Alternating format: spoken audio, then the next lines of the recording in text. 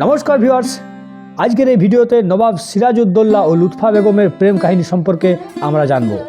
কিভাবে লুৎফার সঙ্গে নবাবের পরিচয় হয়েছিল, লুৎফার পূর্বতন নাম কি ছিল, কিভাবে প্রেমের বন্ধনে বাঁধা পড়েছিলেন লুৎফা ও নবাব, নবাব ও লুৎফার নিকার পর তাদের সাংসারিক জীবন কেমন ছিল, কিভাবে লুৎফার জীবনে দুঃখের ঝড় নেমে এলো।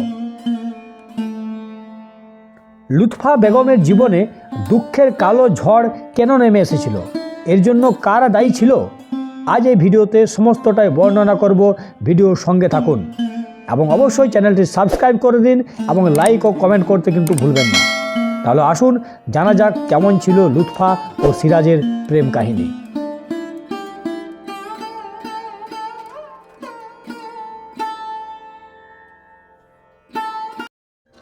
নওয়াব সিরাজউদ্দৌলার দ্বিতীয় স্ত্রী ছিলেন লুৎফান্নেসা বেগম। লুৎফান্নেসা বেগম তার প্রথম জীবনে ছিলেন একজন হিন্দু পরিচারিকা। তিনি ব্রাহ্মণ বংশের মেয়ে ছিলেন। নবাব সিরাজের মা অর্থাৎ আমিনা বেগমের পরিচারিকা ছিলেন লুৎফান্নেসা। লুৎফান্নেসা নাম তখনও তার হয়নি, তাকে রাজকুনওয়ার বলে ডাকা হতো। এদিকে রাজকুনওয়ার ছিলেন প্রচণ্ড রূপের অধিকারিণী, তাছাড়া তার ব্যবহার ছিল খুবই সুন্দর, যার ফলে আমিনা বেগম রাজকুনওয়ারকে খুব পছন্দ করতেন। রাজকুনওয়ার ছিলেন একজন সৎ তথা উচ্চ মনের মানুষ। একসময় এই পরিচারিকার ব্যবহার ও রূপে স্বয়ং নবাব সিরাজউদ্দৌলা মুগ্ধ হন। তখন সিরাজ তার মাতার কাছে রাজকুনওয়ারিকে বিবাহ করার প্রস্তাব জানান। এইভাবেই বিবাহ হয় সিরাজের সঙ্গে রাজকুনওয়ারের। একজন দাসীকে স্ত্রীর মর্যাদা দিয়েছিলেন সিরাজ।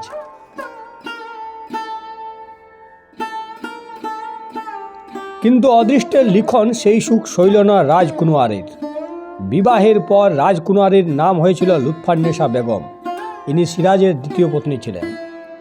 1748 খ্রিস্টাব্দে সিরাজের পিতা জয়ন উদ্দিন আহমেদ খান মুস্তাফা খানের নেতৃত্বে আফগান বিদ্রোহীদের হাতে নিহত হন। তারপর সিরাজকে সম্রাট আলীবর্দী খান তার নিজের কাছে রাখেন এবং আলীবর্দী খানের মৃত্যুর পর সিরাজ বাংলার নবাব পদে অভিষিক্ত হন। সিরাজ ও লুৎফান্নেসার দাম্পত্য জীবন ছিল খুব সুখের। লুৎফা সিরাজের দ্বিতীয় পত্নী ছিলেন, কিন্তু লুৎফার উদারতা, সহনশীলতা, সরল মনোভাব সিরাজ ও লুৎফাকে অনেক কাছে এনে দিয়েছিল। ধীরে ধীরে লুৎফা হয়ে উঠলেন সিরাজের প্রকৃত বন্ধু, কিন্তু তাদের প্রেম আর বেশি দিন স্থায়ী হলো না।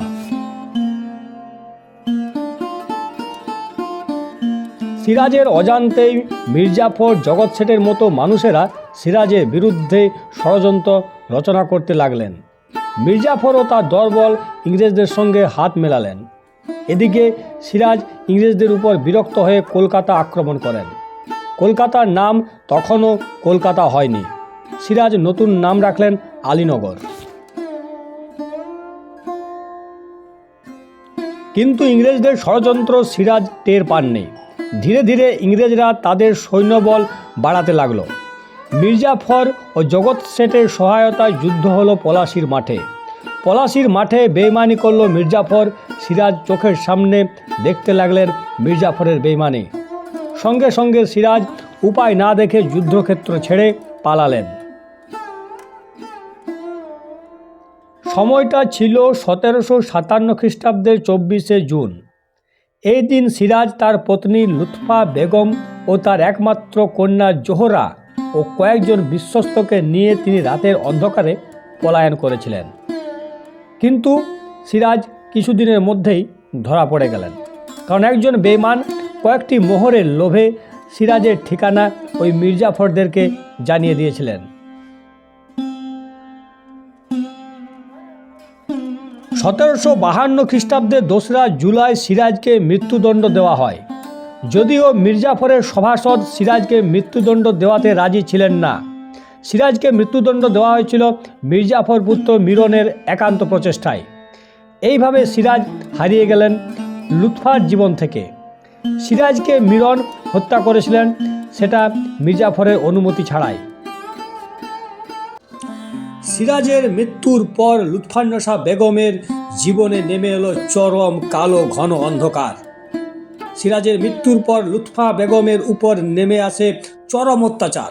কখনো মির্জাফরের জামাতা মীর কাসিম, কখনো মির্জাফরের পুত্র মিরন, আবার কখনো স্বয়ং মির্জাফর বিভিন্নভাবে লুৎফান্নেসা বেগমকে অত্যাচার করতে লাগলেন, শারীরিকভাবে, মানসিকভাবে, বিভিন্নভাবে।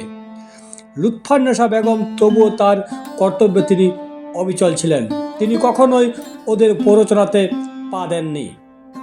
এরপর 1758 খ্রিস্টাব্দে লুৎফা বেগমকে বর্তমানে বাংলাদেশের রাজধানী ঢাকাতে নির্বাসন দেওয়া হলো এবং জিঞ্জিয়া প্রাসাদে বন্দি করে রাখা হলো, এবং সেটা 7 বছর বন্দি করে রাখা হয়েছিল লুৎফা বেগমকে। বন্দিকালীন অবস্থাতেও লুৎফা বেগমের উপর চরম অত্যাচার করেছিলেন মির্জাফর এবং মির্জাফরের পুত্র মিরন। এমনকি মির্জাফর ও তার পুত্র দুইজনেই লুৎফা বেগমকে বিয়ে করার জন্য প্রস্তাব দিয়েছিলেন, কিন্তু পরম ধার্মিক লুৎফা বেগম তা প্রত্যাখ্যান করেছিলেন এবং এর উত্তরে তিনি বলেছিলেন, আগে আমি একটি হাতিতে চড়েছি, আমি এখন গাধায় চড়তে রাজি হতে পারি না। লুৎফা বেগমের এই উত্তরে লুৎফা বেগমের চরিত্রের দৃঢ়তা সম্বন্ধে জানা যায়। লুৎফা বেগম ছিলেন সৎ ও ধার্মিক, তাই তিনি মির্জাফর ও মিরনের প্রস্তাবে রাজি হননি। তিনি কষ্ট সহ্য করে গেছেন, তিনি কারাগারকে শ্রেষ্ঠ বলে মনে করেছেন, কিন্তু তবুও মির্জাফর ও মিরনের হাত তিনি ধরেননি। দীর্ঘ 7 বছর পর অর্থাৎ 1765 খ্রিস্টাব্দে লুৎফা বেগম জিঞ্জিয়া প্রাসাদ থেকে মুক্তি পান এবং মুর্শিদাবাদে ফিরে যাওয়ার অনুমতি পান। British East India Company Lutfa Begum ও তার মেয়ে জোহরার জন্য একটি পেনশনের ব্যবস্থা করে দেন। এর কয়েক বছর পর জোহরার বিয়ে হয়।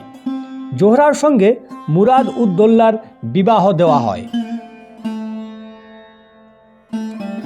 জোহরার বিবাহের কয়েক বছর পর জোহরার 4টি সন্তান-সন্ততি হয়, যা লুৎফা বেগমের মুছে যাওয়া জীবনটাকে আনন্দে ভরিয়ে তুলেছিল।